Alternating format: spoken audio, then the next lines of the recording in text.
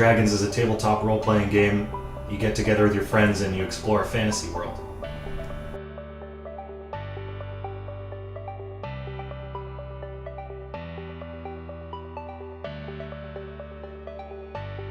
When I was a kid, I was always into role-playing games like Morrowind, because I could lose myself in the fantasy world, and you get to explore a new place that was unlike anything you're familiar with.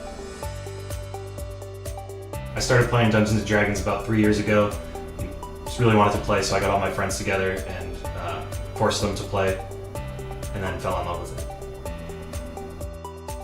All you really need to play is a pencil and a character sheet, but obviously it's more fun if you have more than that. So I like to have a battle mat where you can draw out scenes and you can put minis on it, and you gotta have dice. A miniature is a scale model of characters or creatures or sometimes even objects in the game world, and they kind of just help visualize what's going on in the scene.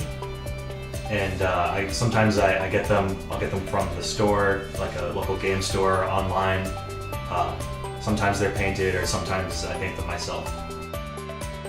Painting minis requires the mini you want to paint, acrylic paints, and some fine tip brushes, and a lot of patience. So there's two roles. There's the Dungeon Master, who is basically, you could think of him as the storyteller or the computer, and then there's the player. The Dungeon Master basically sets the scene, narrates what's going on, and then asks the players what they want to do, and the players will say what they want to do, and then the Dungeon Master starts the cycle over again, narrates and sets the scene. I prefer to be the DM, definitely, because part of the reason why I got into Dungeons & Dragons is because I like world building.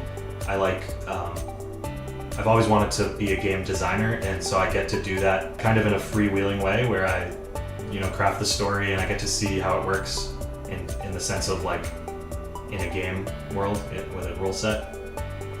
And you don't get to do that as a player.